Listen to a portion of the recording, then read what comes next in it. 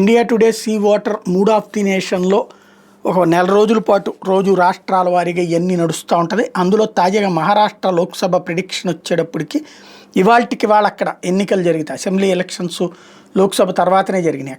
అక్కడ రాష్ట్ర ప్రభుత్వం బీజేపీ కూటమి ప్రభుత్వం వచ్చింది. బీజేపీ శివసేన ఉద్ధవ్ థాకరే వాళ్ళు ఓడిపోయి షిండే వర్గం వచ్చింది. అట్లాగే ఎన్సీపీ శరద్ పవార్ వాళ్ళు ఓడిపోయి అజిత్ పవార్ వాళ్ళ పార్టీ గెలిచింది. ముగ్గురు కూటమి బలమైనటువంటి శక్తివంతంగా ఉంది. అదే సందర్భంలో పార్లమెంట్ ఎన్నికలప్పుడు మాత్రం వాళ్ళు ఘన విజయం సాధించారు. ఇప్పుడు అది రివర్స్ అయింది. ఇవాళకి ఎన్నికలు జరిగితే బీజేపీ ఈ శివసేన షిండే ఎన్సీపీ అజిత్ పవార్ వాళ్ళ కూటమికి కలిపి 30 సీట్లు వస్తాయని, బీజేపీకి ఇండివిజువల్గానే 16 సీట్లతో రాష్ట్రంలోనే అత్యధిక సీట్లు సాధించిన పార్టీ అవుతుందని, శివసేన షిండే అట్లాగే ఎన్సీపీ అజిత్ పవార్ వాళ్ళకి ఇద్దరికి కలిపి 14 సీట్లు వస్తాయని అంచనా వేసింది. కాంగ్రెస్ పార్టీకి 12 సీట్లు వస్తాయని, ఎస్ఎస్యూబీటీ అంటే శివసేన ఉద్ధవ్ థాకరే పార్టీకి సంబంధించి అట్లాగే ఎన్సీపీ శరద్ పవార్ పార్టీకి కలిపి 6 సీట్లే వస్తాయి. ఇద్దరికి కలిపి 6 వస్తాయి.